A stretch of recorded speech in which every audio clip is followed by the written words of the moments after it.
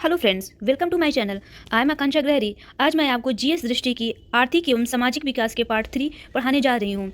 और भी इसके पार्ट आएंगे। इसकी खास बात यह है कि इसमें चित्रात्मक प्रस्तुति की गई है। मीन्स सभी टॉपिक को बहुत ही अच्छे से चित्र के माध्यम से और रे डायग्राम के माध्यम से कवर किया गया है। ये बहुत ही पतली बुकलेट है। आप देख सकते हैं कि इसकी पेजेस 72 है। आप कोई भी एग्जाम देने जा रहे हैं तो इस सीरीज को आप अवश्य देखकर जाएँ, आपको निश्चय ही लाभ इसका मिलेगा। आइए हम लोग स्टार्ट करते हैं एक कोटेशन से। ये कोटेशन स्वामी विवेकानंद जी की है। इनके अनुसार शिक्षा और मेहनत एक सुनहरी चाबी होती है। शिक्षा और मेहनत एक सुनहरी चाबी होती है जो बंद भाग के दरवाजों को आसानी से खोल देती है।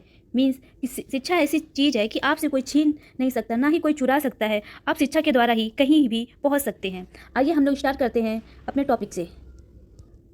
भारत में कृषि जलवायु क्षेत्र। भारत में कृषि जलवायु क्षेत्र कोई बता सकता है कितने हैं? भारत में कृषि जलवायु क्षेत्र 15 है। ये किसकी अनुशंसा पे बनी है? योजना आयोग के। किसकी अनुशंसा पे बनी है? योजना आयोग के अनुशंसा पर बनी है। ठीक है। और इसका पैमाना क्या है कि इसको क्या है, उसमें क्या है, एक विशिष्ट प्रकार की मृदा वहाँ पे होती है, तापमान होता है, टेम्परेचर है, वर्षा है और भी बहुत सारे जलवायु के आधार पर इसको 15 श्रेणियों में बांटा गया है। आइए हम लोग देखते हैं क्या है। ठीक है, ये देखिए, योजना आयोग ने कृषि जलवायु क्षेत्रों के आधार पर, किसने? योजना आयोग ने कृषि जलवायु क्षेत्रों के आधार पर कृषि योजना तैयार करने की अनुशंसा की। किसने की? अभी हमने बताया किसने की है? योजना आयोग ने कृषि जलवायु क्षेत्रों के आधार पर किसकी योजना तैयार की है? कृषि योजना तैयार करने की अनुशंसा की है। कृषि जलवायु विशेषताओं, विशिष्ट मृदा प्रकार, उसमें क्या है, टेम्परेचर है, तापमान तथा वर्षा एवं उसकी विविधता सहित जलवायु एवं जल संसाधनों की उपलब्धता के आधार पर संसाधन विकास हेतु कृषि क्षेत्र को मोटे तौर पर 15 श्रेणियों में बांटा गया। कितने श्रेणी में बांटा गया? इंपॉर्टेंट है। कितने श्रेणियों में? 15 श्रेणियों में। और एक बार ये याद ध्यान में रख लीजिए, किसकी अनुशंसा पे? योजना आयोग के अनुशंसा पर। ठीक है। आइए हम लोग देखते हैं कि वो 15 कृषि जलवायु क्षेत्र कौन कौन से हैं। ये देखिए कौन कौन से हैं। ये पश्चिमी हिमालय क्षेत्र, पूर्वी हिमालय क्षेत्र भी हैं। कौन से? पश्चिमी हिमालय क्षेत्र है, पूर्वी हिमालय श्रेणी है, निम्न गंगे मैदानी क्षेत्र है, निम्न गंगे मैदानी क्षेत्र है, मध्य गंगे मैदानी क्षेत्र है, उच्च गंगे मैदानी क्षेत्र है, पार गंगा पार का मैदानी क्षेत्र है, पूर्वी पठार तथा पर्वतीय क्षेत्र है, केंद्रीय पठार तथा पर्वतीय क्षेत्र है, पश्चिमी पठार तथा पर्वतीय क्षेत्र है, दक्षिणी पठार तथा पर्वतीय क्षेत्र है, पूर्वी तटीय मैदान और पर्वतीय क्षेत्र है, पूर्वी तटीय मैदान और पर्वतीय क्षेत्र है, पश्चिमी तटीय मैदान और पर्वतीय क्षेत्र है, पूर्वी तटीय मैदान, पश्चिमी तटीय मैदान और पर्वतीय क्षेत्र, गुजरात के पश्चिमी और पर्वतीय क्षेत्र, पश्चिमी मैदान और मैदानी और पर्वतीय क्षेत्र और द्वीप क्षेत्र। ठीक है। आइए हम लोग देखते हैं ये मैप। ये देखिए आप, पहला हमारा क्या है, ये आप देख सकते हैं। पहला हम लोगों ने क्या बताया था, ये आप देखिए, हिमालय कहाँ से कहाँ तक है डिस्ट्रीब्यूट? यहाँ से यहाँ। हिमालय कहाँ है? West to east. ये हिमालय का वेस्ट हुआ, ये हिमालय का ईस्ट हुआ। जो वेस्ट की तरफ है हिमालय, वो हमारा क्या है? चौड़ा होता है। बट ईस्ट की तरफ जो हिमालय होता है, उसका जो होता है ये पतला हुआ। ठीक है, ओके। हम लोग देखते हैं क्या है ये। अब देखिए, पहला क्या है? पश्चिमी हिमालय श्रेणी। अब दूसरा क्या था? पूर्वी हिमालय श्रेणी। ठीक है। तीसरा निम्न गंगे मैदानी क्षेत्र है। ठीक है। फोर्थ हम लोग देखेंगे क्या है? मध्य गंगे मैदानी क्षेत्र। फिफ्थ हम लोग देखेंगे क्या है? उच्च गंगे मैदानी क्षेत्र। फिफ्थ क्या है? उच्च गंगे मैदानी क्षेत्र। थर्ड क्या है? निम्न गंगे मैदानी क्षेत्र। फोर्थ क्या है? मध्य गंगे मैदानी क्षेत्र। फिफ्थ क्या है? उच्च गंगे मैदानी क्षेत्र। सिक्स हमारा क्या है? गंगा पार का मैदानी क्षेत्र। सिक्स क्या है? गंगा पार का मैदानी क्षेत्र। अब हम लोग देखेंगे सेवन क्या है? सेवन क्या है? पूर्वी, इसके सेवन क्या है? पूर्वी पठार तथा पर्वतीय क्षेत्र। ये किसका है? पूर्वी पठार तथा पर्वतीय क्षेत्र है। आठवां क्या है? केंद्रीय पठार तथा पर्वतीय क्षेत्र। क्या है? केंद्रीय पठार तथा पर्वतीय क्षेत्र है। नाइन्थ का कौन सा है? नौवां कौन सा है? पश्चिमी पठार तथा पर्वतीय क्षेत्र है। ठीक है। पश्चिमी, ये केंद्रीय पठार है। ये कौन सा? 9 का पश्चिमी पठार तथा पर्वतीय क्षेत्र है। 10th कौन सा है? 10th मतलब 10वां कौन सा है? दक्षिणी पठार तथा पर्वतीय क्षेत्र। 10वां कौन सा? 10th दक्षिणी पठार तथा पर्वतीय क्षेत्र है। ठीक है। 11वां कौन सा है? 11वां 11th कौन सा है? पूर्वी तटीय मैदान और पर्वतीय क्षेत्र। कौन सा है? पूर्वी तटीय मैदान और पर्वतीय क्षेत्र है। अब 12वां हम लोग देखेंगे। 12वां हमारा कौन सा है? पश्चिमी तटीय, ये पूर्वी था, ये पूर्वी कोस्ट था, ईस्ट कोस्ट था। ठीक है। ये हमारा वेस्ट कोस्ट है, मतलब पश्चिमी तटीय मैदान तथा पर्वतीय क्षेत्र है। 13 हमारा कौन सा है? गुजरात का क्या है? गुजरात के मैदानी और पर्वतीय क्षेत्र। गुजरात के मैदानी और पर्वतीय क्षेत्र है। 14 हमारा कौन सा है? 14 हम लोग देखेंगे। ये देखिए 14 हमारा कौन सा है? पश्चिमी मैदानी और पर्वतीय क्षेत्र, वेस्ट प्लेन। ठीक है, पश्चिमी मैदानी और पर्वतीय क्षेत्र। 15वां हमारा कौन सा है? 15 कौन सा है? द्वीप क्षेत्र, आइलैंड एरिया। ठीक है, द्वीप क्षेत्र है। कौन सा है? Island area. Okay okay. अब हम लोग देखेंगे क्या है? ऋतुओं के आधार पर फसलों का वर्गीकरण। इससे कई बार एग्जाम में पूछा गया है, आप इसको ध्यान में जरूर रखिएगा। ऋतुओं के आधार पर फसलों का वर्गीकरण। आप इसमें कौन कौन से दे सकते हैं? जायद की फसल, खरीफ की फसल और रबी की फसल। क्या है? जायद की फसल, खरीफ की फसल और रबी की फसल। आप देख सकते हैं जो जायद की फसल होते हैं, आप देखते होंगे मार्च अप्रैल मई जून में, एक सेकेंड, सॉरी फॉर डिस्टर्बेंस के। ज़्यादा में आप देखते होंगे कि मार्च अप्रैल मई में आप लोग खीरा खाते होंगे, ककड़ी खाते होंगे, ठीक है, खीरा खाते होंगे, ककड़ी खाते होंगे, हैं, तरबूज, खरबूज ये सब जिसमें पानी होता होगा, ठीक है। तो जायद की फसल ऐसे में आती है। किसकी जायद की फसल में क्या है, इसकी बुवाई कब होती है, मार्च में, कटाई कब होती है, जून में, ठीक है। इसकी फसल क्या है, खीरा है, ककड़ी है, तरबूज है, खरबूज है आदि, मतलब पानी वाली चीज़ है जिसमें पानी पाया जाता है, ठीक है, जिसमें पानी, क्योंकि उस समय क्या होता है ना, बहुत ज़्यादा लू होती है तो लोग इसको ज़्यादा खाते हैं, ठीक है। तो उसी तरह हमारे भारत में ऐसी फसल भी रहती है।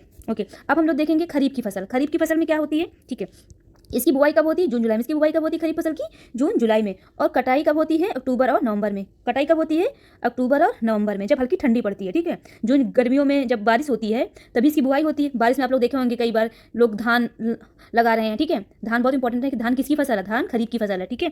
धान हो गया, मक्का हो गया, ज्वार हो गया, सोयाबीन, उड़द, तिल, अरहर, मूंग आदि। क्या क्या हो गया, धान, मक्का, ज्वार, सोयाबीन, उड़द, तिल, अरहर, मूंग आदि, ठीक है। अब हम लोग देखेंगे रबी की फसल। क्या है रबी की फसल, इसमें क्या है, इसमें बुआई कब होती है, हल्की जब ठंडी पड़ती है। तो ठंडी कब पड़ती है, नवंबर में, आप याद रखिएगा, जब ठंडी पड़ती है। और कटाई कब होती है, जब गर्मी, मार्च अप्रैल में कटाई होती है। तो उसमें आप देखे होंगे कि गेहूं की फसल बहुत रहती है, ठीक है। गेहूं है, जौ है, मटर अब आप ठंडी में खाते हैं, ठीक, ऐसे याद रखिए। मटर भी उस समय खेतों में आप सरसों बहुत लहलाती हैं, ठीक है, सरसों भी आप देख सकते हैं, मटर खाएंगे। चना है, चना भी आप उस समय खा रहे होंगे, ठीक है। अलसी है, गेहूं है, तो आप इसको ध्यान में एक रख लीजिएगा, ठीक है, या कोई आप ट्रिक कर लीजिए, ठीक है। ओके, अब आप देखिए भारतीय कृषि की समस्याएं। क्या है भारतीय कृषि की समस्याएं, हमारे यहाँ क्या कृषि समस्या है। वैसे तो हमारे यहाँ कृषि में बहुत लोग डिपेंडेंट हैं, ठीक है, बहुत लोग डिपेंडेंट हैं। आज भी कृषि भी हमारे जीडीपी में योगदान रखती है, हाँ, लेकिन कम हो गया है पहले से। पहले हम लोगों ने प्रीवियस लेक्चर में पढ़ा हुआ, पहले लेक्चर में, कि कृषि का योगदान 1950 से 51 के बीच में कितना था, 54.55 क्या हो गया, कितना था हमारा कृषि का योगदान, हम लोगों ने पढ़ा था, कितना था, 55.4% लगभग, ठीक है। ओके, बट हमारा अब कितना 2019 और 20 में कितना रह गया है, 18 दशमलव कुछ समथिंग ऐसे लगभग रह गया है, ठीक है। ओके, तो जीडीपी में क्या हो, घटते हुआ आ जा रहा है, लेकिन अभी भी रोजगार जो मिलता है कृषि ही क्षेत्र में ही मिलता है, ठीक है। तो आइए हम लोग देखते हैं इसकी क्या क्या समस्याएं हैं। ओके, क्या समस्याएं, मानवीय समस्याएं हैं, संस्थागत समस्याएं हैं, तकनीकी समस्याएं हैं, टेक्नोलॉजी समस्याएं हैं, ठीक है। अब हम लोग देखते हैं क्या क्या है। मानवीय समस्या में क्या आते हैं, भूमि पर जनसंख्या का दबाव, मतलब उसमें क्या है, एक ही भूमि है, उसमें 10 लोग काम कर रहे हैं, ठीक है। तो ये कौन सी बेरोजगारी आती है, प्रच्छन्न बेरोजगारी। मतलब उसमें क्या है कि एक ही इतना ही एरिया है, इसी में 10 लोग भी काम कर सकते हैं, इसी में 2 लोग भी काम कर सकते हैं, ठीक है। 2 लोग, प्रचित बेरोजगारी, ठीक है, सॉरी, प्रचित बेरोजगारी, ठीक है। ओके, और सामाजिक वातावरण, क्या है दूसरा, सामाजिक वातावरण। अब हम लोग देखेंगे संस्थागत समस्या क्या क्या है। खेतों का छोटा आकार है, क्या है इसका, खेतों का छोटा आकार है। भू स्वामित्व प्रणाली है, इसमें क्या है, भू स्वामित्व प्रणाली है। तकनीकी समस्या हम लोग देखेंगे, टेक्नोलॉजिकल प्रॉब्लम क्या देखेंगे हम लोग, सिंचाई की कम सुविधाएं मिल पाती हैं, ठीक है। खेती के पुराने तरीके, आज भी लोग इतनी एडवांस टेक्निक आ चुकी है, लेकिन आज भी लोग पुराने ही टेक्निक से खेती करते हैं। उन्नत बीजों की कमी है, ठीक है, उन्नत बीजों की कमी है। साख सुविधाओं का अभाव है, भंडारण की कमी, स्टोरेज की कमी है, ठीक है, ये सब समस्याएं हैं। अब हम लोग देखेंगे भारतीय अर्थव्यवस्था में कृषि का क्या महत्व है। भारतीय अर्थव्यवस्था में कृषि का क्या महत्व है, हमने अभी बताया था, इसका नेशनल इनकम में, जीडीपी में, ठीक है, जीडीपी में इसका योगदान है। राष्ट्रीय आय में योगदान, आजीविका एवं रोजगार में योगदान, आजीविका एवं रोजगार में योगदान, जीवन निर्वाह तथा आय का स्रोत। हमने बोला था कि कई लोग इसी में अपना रोजगार ढूंढते हैं, ठीक है। खाद्य पदार्थों की आपूर्ति का साधन है, ये तो बहुत इंपॉर्टेंट है, खाद्य पदार्थों की आपूर्ति का संसाधन है। पूंजी निर्माण आदि, पूंजी निर्माण भी है। ओके, अब देखिए भौगोलिक दशाओं तथा उत्पाद की मांग, श्रम तथा प्रौद्योगिकी के स्तर पर के आधार पर कृषि का वर्गीकरण मुख्यतः 2 पे किया गया है, निर्वाह कृषि और वाणिज्यिक कृषि। किसके आधार पर, भौगोलिक दशाएं, इसको जियोग्राफिकल क्या है इसका, उत्पाद की मांग, किसकी क्या मांग है, श्रम है, और टेक्नोलॉजी के स्तर पर कृषि का वर्गीकरण किसके आधार पर किया गया है, इन सभी के आधार पर किया गया है। ये कितने प्रकार के हैं, 2, निर्वाह कृषि और वाणिज्यिक कृषि। समझ में आया, कौन कौन सी दशाएं हैं, एक बार रिपीट करिए, भौगोलिक दशाएं, उत्पाद की मांग, श्रम तथा प्रौद्योगिकी के स्तर के आधार पर कृषि का वर्गीकरण मुख्यतः 2 है, निर्वाह कृषि और वाणिज्यिक कृषि। ओके, हम लोग देखेंगे निर्वाह कृषि क्या है, क्या है निर्वाह कृषि। ओके, गहन निर्वाह कृषि और आदिम निर्वाह कृषि। कौन कौन से, गहन निर्वाह कृषि और आदिम निर्वाह कृषि। गहन निर्वाह कृषि में क्या होते हैं, छोटे भूखंड होते हैं, क्या होते हैं, छोटे भूखंड होते हैं। साधारण औजार तथा अधिक श्रम का उपयोग, इसमें क्या है, छोटे भूखंड हो गया, छोटा एरिया हो गया, इसमें साधारण औजार हैं, ठीक है, और अधिक श्रम का उपयोग, ठीक है। और वही आदिम निर्वाह कृषि क्या है, स्थानांतरित कृषि तथा चरवासी पशुचारण शामिल है। स्थानांतरित कृषि मतलब आज यहाँ पे कृषि है, कल दूसरी जगह कृषि के लिए एरिया ये लोग ढूंढ लेंगे। ओके, अब हम लोग देखेंगे वाणिज्यिक कृषि क्या है। वाणिज्यिक कृषि क्या है, फसल उत्पादन, पशुपालन हेतु अधिक पूंजी, मशीनों के प्रयोग तथा बाजार में विक्रय हेतु। क्या किया गया है इसको, फसल उत्पादन पशुपालन के लिए अधिक पूंजी, मशीनों के उपयोग तथा बाजार में विक्रय हेतु क्या क्या किया है। वाणिज्यिक अनाज कृषि, मिश्रित कृषि, रोपण कृषि। मैंने आपको बताया मिश्रित कृषि क्या होती है, ठीक है, आप मुझे बताइएगा कमेंट बॉक्स में। मिश्रित कृषि, वाणिज्यिक अनाज कृषि, रोपण कृषि, ठीक है। फसल चक्र क्या होते हैं? फसल चक्र हम क्यों यूज करते हैं? क्या किसी कभी सोचा है? फसल चक्र इसलिए यूज करते हैं कि जो कि उसकी उर्वरता है, उसकी शक्ति नष्ट ना हो, ठीक है।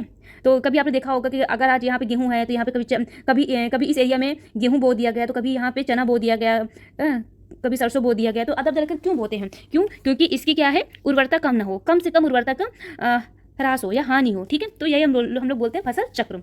आइए देखते हैं क्या है। किसी निश्चित क्षेत्रफल पर निश्चित अवधि के लिए भूमि की उर्वरता को बनाए रखने के उद्देश्य से फसलों को अदल बदल कर उगाने की प्रक्रिया है। हमने अभी बताया आपको क्या है कि उसकी उर्वरता को बनाए रखने के लिए, उर्वरता की ज़्यादा हानि ना हो, ठीक है। तो हम लोग क्या करते हैं कि अदल बदल कर उसमें फसल उगाते हैं, ठीक है। किसी निश्चित क्षेत्रफल पर निश्चित अवधि के लिए भूमि की उर्वरता को बनाए रखने के उद्देश्य से फसलों को अदल बदल कर उगाने की प्रक्रिया को क्या कहते हैं? फसल चक्र। यह एक और डिफिनेशन और देख लेंगे। किसी निश्चित क्षेत्र में एक निश्चित अवधि में, किसी निश्चित क्षेत्र में बताया था, निश्चित क्षेत्र में एक निश्चित अवधि में फसलों के इस क्रम में उगाया जाना चाहिए कि भूमि की उर्वरता शक्ति का कम से कम ह्रास हो या हानि हो, ठीक है। भूमि की उर्वरता शक्ति का कम से कम हानि हो, ठीक है। ये डायग्राम आप देख सकते हैं। हरित क्रांति, हरित क्रांति क्या है? बहुत इंपॉर्टेंट टॉपिक है, बहुत ही इंपॉर्टेंट टॉपिक है, ठीक है। हरित क्रांति क्या है? हरित क्रांति, हरित क्रांति क्यों लाई गई है? कभी सोचा है क्यों लाई गई है? कृषि प्रोडक्शन को, एग्रीकल्चर प्रोडक्शन को बढ़ाने के लिए, ठीक है। कृषि उत्पादकता को, कृषि प्रोडक्शन को बढ़ाने के लिए, ठीक है। प्रोडक्शन को बढ़ाने के लिए हम लोग लाए हुए हैं हरित क्रांति, ठीक है। ओके, भारत में हरित क्रांति कौन लाया है? एमएस, कौन लाया है भारत में हरित क्रांति? एमएस स्वामीनाथन, ठीक है। MS Swaminathan, okay, MS Swaminathan. कब लाए थे? 1966 से 1967 के बीच में, ठीक है। पहला हरित क्रांति है, ठीक है। इसमें क्या किया गया है? उन्नत बीज किस्म के, उन्नत बीज किस्म का प्रयोग किया गया है, ठीक है, जो हम लोग ट्रेडिशनल बीज का प्रयोग करते थे, ठीक है। आइए हम लोग देखते हैं क्या है हरित क्रांति के बारे में। 20वीं शताब्दी के छठे दशक में, 20वीं शताब्दी के छठे दशक के अंतिम दौर की हरित क्रांति के प्रकृति का सबसे उचित वर्णन बीज उर्वरक जल तकनीक करता है। उच्च पैदावार विविधता बीजों HYV, ठीक है, हाई एल्ड वैरायटी सीड, उर्वरक, सिंचाई हेतु पानी, कृषि मशीनरी, कीटनाशकों का प्रयोग, किसानों के कृषि ज्ञान ने कृषि के क्षेत्र में उल्लेखनीय परिवर्तन किया, जिसे तकनीकी रूप से हरित क्रांति या कृषि क्रांति के रूप से जाना जाता है। मतलब क्या? हाई एल्ड वैरायटी सीड लाया गया, हाई एल्ड वैरायटी सीड लाया गया, ठीक है। कब लाया गया? 20वीं शताब्दी के छठे दशक के अंतिम छठे दशक में, ठीक है। आइए हम लोग देखते हैं क्या है हरित क्रांति से संबंधित कुछ फैक्ट हैं। देखिए, हरित क्रांति कृषि उत्पादकता को बढ़ाने के लिए लागू गई नई नीति है। कौन सी नीति है? किस नीति के लिए? हरित कृषि उत्पादकता, मतलब कृषि का प्रोडक्शन ज़्यादा हो, कृषि का प्रोडक्शन ज़्यादा हो, उत्पादकता ज़्यादा हो। पारंपरिक बीजों के स्थान पर उन्नत किस्म के बीजों का प्रयोग किया। मैंने बताया कि ट्रेडिशनल जो बीज हम लोग बो रहे हैं उनको आधार कर हम लोग उन्नत बीज का प्रयोग करें। किसका प्रयोग करें? उन्नत बीजों का प्रयोग करें। वैश्विक स्तर पर हरित क्रांति के जनक कौन है?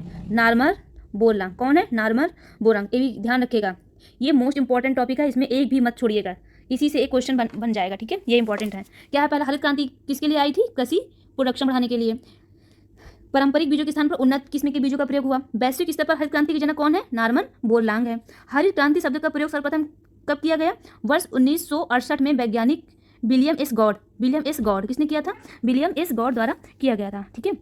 ओके, किसके द्वारा किया गया था? William S God. ये कहाँ के हैं? ये अमेरिकी वैज्ञानिक है, ठीक है। भारत में हरित क्रांति के जनक कौन? हमने भी बताया था, एमएस स्वामीनाथन है। कौन है? एमएस स्वामीनाथन है। भारत में हरित क्रांति की शुरुआत कब की थी? बस 1966 से 67 में भी बताया था हमने। कब हुआ था? 1966 से 67 से। हरित क्रांति का सबसे अधिक प्रभाव किस पे हुआ था? गेहूं और चावल की कृषि पर। किस पे हुआ था? गेहूं और चावल की कृषि पर। भारत में हरित क्रांति कहाँ कहाँ पर हुआ था? पंजाब, हरियाणा, पश्चिमी उत्तर प्रदेश में सर्वाधिक सफल रही। कहाँ कहाँ पे ये सफल रही है?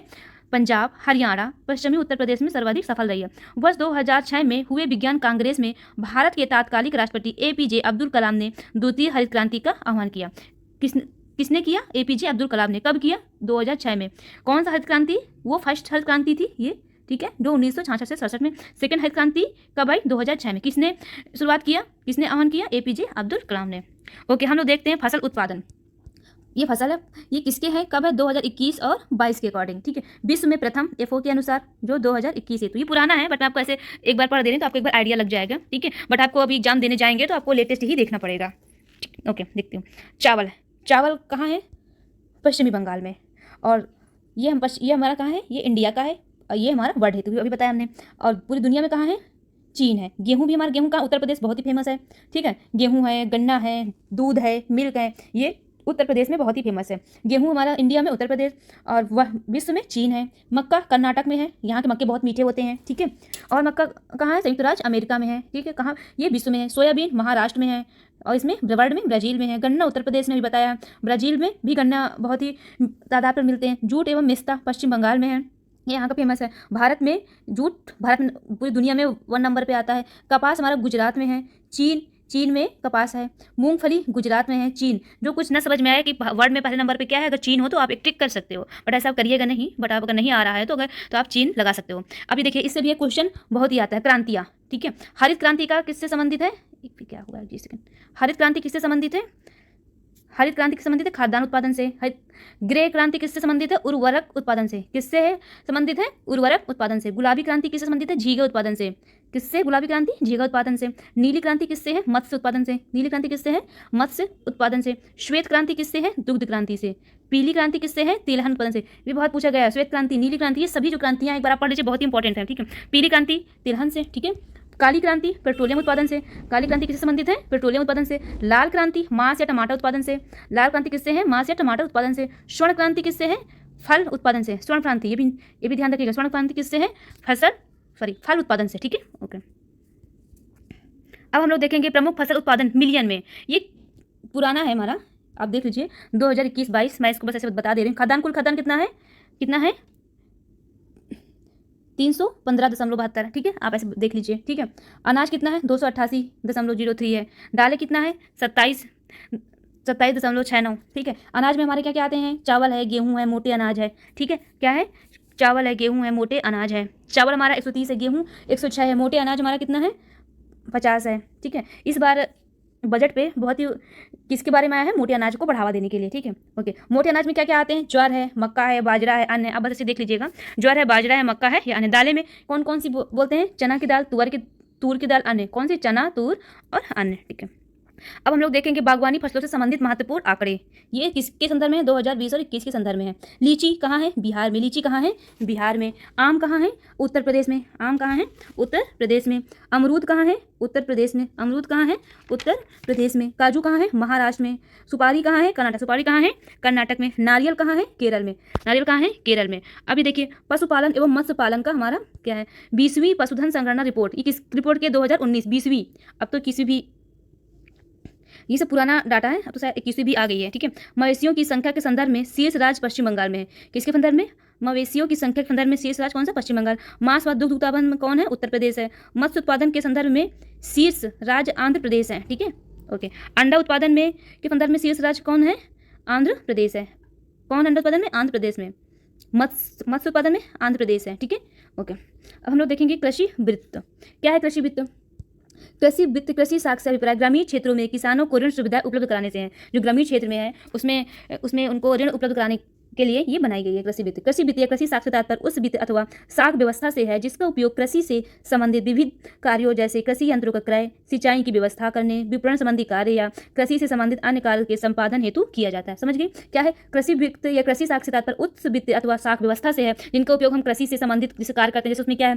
कृषि के लिए यंत्र चाहिए, यंत्रों का खरीदें, सिंचाई की व्यवस्था में चाहिए, ठीक है। विपणन संबंधी कार्य, कृषि से संबंधित अन्य कार्य के लिए हम इसका यूज करते हैं। अब हम लोग देखेंगे कृषि वित्त के स्रोत क्या है, ठीक है। कृषि वित्त के स्रोत क्या है? हमारे संस्थागत स्रोत हैं और एक गैर संस्थागत स्रोत हैं। कौन कौन से हैं? संस्थागत स्रोत हैं और गैर संस्थागत स्रोत हैं। संस्थागत स्रोत में कौन कौन से आएंगे?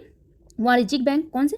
वाणिज्यिक बैंक। सहकारी समितियां, सरकार। कौन से? वाणिज्यिक बैंक, सहकारी समितियां और सरकार। गैर संस्थागत स्रोत में कौन कौन से आएंगे? साहूकार। जैसे हम लोग क्या होता था गांव में कुछ भी अगर लेना था उनको ऋण तो वो साहूकार, ठीक है, और देसी बैंकर, अन्य, ठीक है। ये गैर संस्थागत स्रोत हैं। ऋण कृषि ऋण का वर्गीकरण देखिए। वर्गीकरण क्या है? अल्पावधि ऋण होते हैं, एक मध्यवर्ती ऋण होते हैं, एक दीर्घकालिक ऋण होते हैं। कौन कौन से? अल्पावधि ऋण, मध्यवधि ऋण, दीर्घकालिक ऋण। जो अल्पावधि ऋण है 15 माह से कम समय हेतु प्रदान के लिए। जो मध्यवधि होते 15 से 5 वर्षों हेतु। जो मध्यवधि ऋण क्या है? 15 माह से 5 वर्षों हेतु। और दीर्घकालिक ऋण 15 वर्षों से अधिक हेतु प्रदत्त ऋण। अब खाद्य प्रबंधन क्या है? खाद्य प्रबंधन, फूड मैनेजमेंट क्या है? मिनिमम सपोर्ट प्राइस, MSP, न्यूनतम समर्थन मूल्य। इसमें क्या है कि अगर इन्होंने, भारत सरकार ने क्या किया है किसमें कि अगर आपके फसल में फसल के मूल्य में गिरावट आती है तो आपको उतने से, मान लो आपको गेहूं का प्राइस 1000 दिया गया है, मार्केट में बहुत गेहूं आ गया है, तो इसकी प्राइस कितनी, मान लो कितनी हो सकती है, 200 300। लेकिन सरकार ने क्या कर दिया है, एमएसपी लगा दिया है। एमएसपी मतलब कि आपको मिनिमम सपोर्ट प्राइस, इन्होंने क्या किया कि आपको इतने पे ही, मान लो 1000 इसका निर्धारण किया, तो आपको इससे नीचे आप बेच नहीं सकते हो, आप गेहूँ या और भी अनाज, ठीक है। तो इसको ही बोलते हैं न्यूनतम समर्थन मूल्य। ओके, देखिए आप, भारत सरकार द्वारा बाजार में हस्तक्षेप करने का एक तरीका है, ठीक है। भारत सरकार द्वारा बाजार में हस्तक्षेप करने का एक तरीका है। देखिए, कृषि उत्पादों में किसी तीव्र गिरावट की स्थिति में, मैंने बताया है कि मान लो गेहूं 1000 से कितने चला जाता है, 200 या 300, ठीक है। स्थिति में भी उत्पादों को न्यूनतम मूल्य मिल सके यह सुनिश्चित करना, इस क्या बोलते हैं, वो किसमें आता है, मिनिमम सपोर्ट प्राइस, ठीक है। मतलब अगर किसी भी चीज़ में तेजी से दाम घट जाता है, प्राइस घट जाता है, तो किसानों को उतना मिलना चाहिए जितना उन्होंने लागत लगाई है। इसी वजह से एमएसपी भारत सरकार ने लाई है, ठीक है। अब देखिए, बाजार हस्तक्षेप योजना, मार्केट इंटरवेंशन स्कीम, ये क्या है, खराब हो जाने वाले और बागवानी के उत्पादों की खरीद के लिए जब इनका बाजार मूल्य गिर जाता है तब सरकारों के आग्रह पर लागू होता है। ये कब लागू होता है, आप देखते होंगे बागवानी फसल खराब हो जाते हैं, ठीक है। और क्या, खराब हो जाने वाले, जैसे आप सोच रहे होंगे टमाटर भी हो गए तो बहुत दिनों तक ज़्यादा नहीं रह सकते हैं, ठीक है। और बागवानी के उत्पादों की खरीद के लिए जब इनका बाजार मूल्य गिर जाता है तब इन्हें राज्य सरकारों के आग्रह पर इसको लागू किया जाता है। इसमें क्या है, समान वर्ष की तुलना में उत्पादन में कम से कम 10% की वृद्धि या पूर्व समान वर्ष की तुलना में मूल्यों में 10% की कमी आने पर लागू होती है। ये कब लागू होती है, ये आप देख सकते हैं, समान वर्ष की तुलना में उत्पादन में कम से कम 10% की वृद्धि या पूर्व सामान्य वर्ष की तुलना में मूल्यों में 10% की कमी आने पर यह लागू होती है। अब हम देखेंगे प्रपण या खरीद मूल्य, प्रोक्योरमेंट प्राइस, क्या है, प्रोक्योरमेंट प्राइस। इसकी घोषणा फसल तैयार होने के बाद की जाती है। प्रपण या खरीद मूल्य क्या है, इसकी घोषणा फसल तैयार होने के बाद की जाती है। निर्गम मूल्य क्या है, इशू प्राइस, क्या है इशू प्राइस, देखते हैं। सरकार द्वारा जनता को जिस मूल्य पर भारतीय खाद्य निगम के माध्यम से खाद्यान्न उपलब्ध कराया जाता है वो उसको क्या बोलते हैं, निर्गम मूल्य, इशू मूल्य। जो भारत सरकार जनता को जिस मूल्य पर भारतीय खाद्य निगम के माध्यम से जो खाद्यान्न उपलब्ध किया जाता है, मान लो खाद्यान्न हमारा 2 रुपये 3 रुपये किलो राइस है, ठीक है, उसे क्या बोलते हैं कि ये भारत सरकार ने इतना इशू किया। देखिए, वह मूल्य जिस पर भारतीय खाद्य निगम अपने खाद्यान्नों का विक्रय करती है, ठीक है, वह मूल्य जिस पर भारतीय खाद्य निगम अपने खाद्यान्नों का विक्रय करती है, क्या कहता है, इशू प्राइस, निर्गम मूल्य। और देखेंगे बफर स्टॉक क्या है, बफर स्टॉक क्या है, खाद्यान्न, इसमें क्या आता है, केवल चावल और गेहूं का क्या है, खाद्यान्न का एक न्यूनतम स्टॉक बनाए रखना। बफर स्टॉक क्या है कि हम कि गेहूं और चावल कम होने ना पाए, ठीक है, इसका एक न्यूनतम स्टॉक बनाए रखना चाहिए। भंडारण, स्टोरेज क्या है, खाद्यान्नों का बड़ी मात्रा में और समुचित तरीकों से संग्रहण करना, जिसमें संग्रहण किया जाता है उसको स्टोरेज बोलते हैं। क्या है, खाद्यान्नों का बहुत बड़ी मात्रा में और समुचित तरीके से संग्रहण किया जाता है, उसकी रख रखाव की जाती है, उसको क्या बोलते हैं, स्टोरेज। न्यूनतम समर्थन मूल्य, एमएसपी, क्या है, एमएसपी हम लोग क्या है, अभी हम लोगों ने बताया क्या है एमएसपी। ये देखिए, न्यूनतम समर्थन मूल्य किसानों को बाजार जोखिम के विरुद्ध सामाजिक सुरक्षा उपलब्ध कराती है। क्या कराती है, किसानों को, अभी हमने बताया था कि अगर किसी मूल्य में तेजी से गिरावट आ जाती है तो सरकार उतना ही उसको एक एमएसपी लागू करती है, एमएसपी निर्धारण करती है और लागू करती है। वर्तमान में सरकार द्वारा 24 कृषि फसलों के लिए न्यूनतम समर्थन मूल्य तथा गन्ने के लिए, देखिए 24 सारे फसल के लिए, मतलब 24 जो है हमारे कृषि फसलों के लिए क्या लागू होता है, एमएसपी। लेकिन गन्ने के लिए हमें क्या लागू होता है, गन्ने के लिए एफआरपी, गन्ने के लिए क्या लागू होता है, एफआरपी लागू होता है, ठीक है। तथा गन्ने के उचित लाभ व लाभकारी मूल्य एफआरपी की घोषणा की जाती है। अब ये देखिए, ये भी कई बार क्वेश्चन पूछा गया, न्यूनतम समर्थन मूल्य की सिफारिश किसके द्वारा की जाती है, कृषि लागत एवं मूल्य आयोग द्वारा की जाती है। किसके द्वारा की जाती है, कृषि लागत एवं मूल्य आयोग द्वारा की जाती है, CACP द्वारा की जाती है, ठीक है। अब देखते हैं राष्ट्रीय खाद्य सुरक्षा अधिनियम, क्या है राष्ट्रीय खाद्य सुरक्षा अधिनियम 2013, क्या किया गया है, पात्र व्यक्ति को चावल, गेहूं और मोटे अनाज क्रमशः 3 रुपये, मतलब चावल को 3 रुपये, गेहूं को 2 रुपये एवं मोटे अनाज को 1 रुपये प्रति किलोग्राम की दर से प्रदान करना। यह जब राष्ट्रीय खाद्य सुरक्षा अधिनियम कब आया है, 2013 में आया है, ठीक है। इसमें क्या कहा गया है कि चावल 3 रुपये में, गेहूं 2 रुपये में एवं मोटे अनाज 1 रुपये की प्रति किलोग्राम की दर से इसको देना होगा। 75% ग्रामीण आबादी और 50% शहरी आबादी को आच्छादित करने का प्रावधान, इसमें क्या लक्ष्य रखा गया है, 75% किसमें, ग्रामीण आबादी को, और 50% किसका रखा गया है, शहरी आबादी को, ठीक है। आत्मनिर्भर भारत अभियान के अंतर्गत कृषि तथा खाद्य प्रबंधन की मुख्य घोषणाएं, किसके अंतर्गत, आत्मनिर्भर भारत अभियान के अंतर्गत। इसमें क्या है, मुख्य घोषणा की गई, देखिए 1 लाख करोड़ की कृषि अवसंरचना निधि, क्या की गई इसमें, 1 लाख करोड़ की कृषि अवसंरचना निधि। सूक्ष्म खाद्य उद्यमों को, क्या है, सूक्ष्म खाद्य उद्यमों को औपचारिक रूप देने के लिए 10,000 करोड़ रुपए की योजना। इसमें कितना है, सूक्ष्म खाद्य उद्यमों को कितना देने के लिए, 10 करोड़ रुपए की योजना। From top to all, top tomato, onion and potato include किया गया, क्या है, from top to all, from top to all क्या किया गया है, टॉप में क्या है, टॉप में क्या है, टॉप मतलब T for tomato, O for onion, onion, P for potato, ठीक है। टॉप का फुल फॉर्म क्या है, याद हो गया, टोमेटो, अनियन, पोटैटो, टमाटर, प्याज और आलू, ठीक है। Top to all, okay. प्रधानमंत्री गरीब कल्याण अन्न योजना आई, क्या आई, प्रधानमंत्री गरीब कल्याण अन्न योजना आई। एक राष्ट्र एक राशन कार्ड योजना आई, क्या आई, एक राष्ट्र एक राशन कार्ड योजना आई, ठीक है, ओके। ये हम देखेंगे कुछ इंपॉर्टेंट, ये आइए हम लोग देखते हैं। प्रमुख बोर्ड या केंद्र एवं उनके प्रधान कार्यालय की अवस्थिति, प्रमुख बोर्ड या केंद्र एवं उनके प्रधान कार्यालय की अवस्थिति क्या है, ठीक है, ओके। भारतीय कॉफी बोर्ड बहुत ही इंपॉर्टेंट है, इसमें से भी एक क्वेश्चन पूछ लिया जाता है कि ये कहाँ पे है, ठीक है। आइए देखते हैं। भारतीय कॉफी बोर्ड कहाँ है, बेंगलुरु कर्नाटक में। भारतीय कॉफी बोर्ड कहाँ है, बेंगलुरु कर्नाटक में। भारतीय रबर बोर्ड कहाँ है, कोट्टम केरल में। भारतीय रबर बोर्ड कहाँ है, कोट्टम केरल में। भारतीय चाय बोर्ड कहाँ है, कोलकाता पश्चिम बंगाल में। भारतीय चाय बोर्ड कहाँ है, कोलकाता पश्चिम बंगाल में। भारतीय तंबाकू बोर्ड कहाँ है, गुंटूर आंध्र प्रदेश में।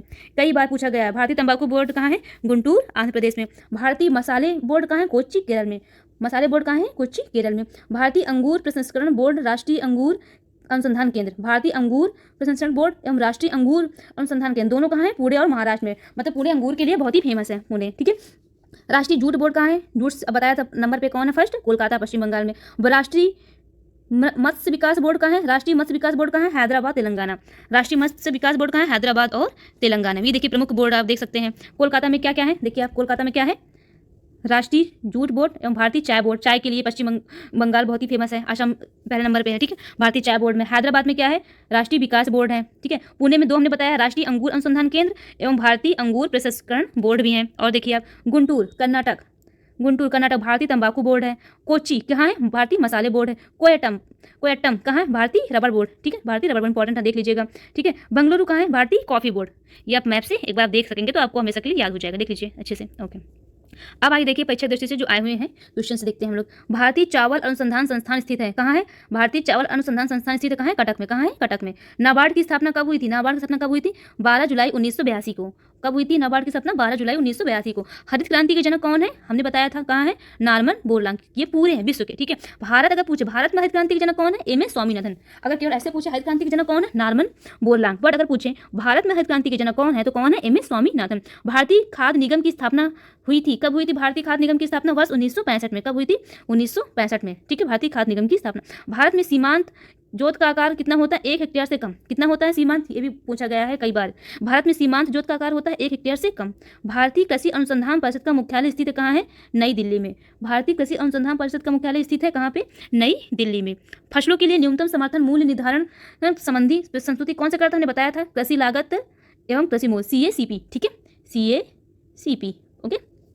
फसलों के लिए कौन करता है न्यूनतम समर्थन मूल्य निर्धारण, कृषि लागत एवं मूल्य आयोग। गन्ने के लिए उचित एवं लाभकारी कीमत अनुमोदित करती कौन करता है, आर्थिक मामलों की मंत्रिमंडलीय समिति। कौन करता है गन्ने के लिए उचित एवं लाभकारी कीमत अनुमोदित करती कौन करता है, आर्थिक मामलों की मंत्रिमंडलीय समिति। भारत में प्रथम कृषि विश्वविद्यालय स्थापित कब हुआ है, कहाँ हुआ है, पंतनगर उत्तराखंड में। कहाँ हुआ है, पंतनगर उत्तराखंड में।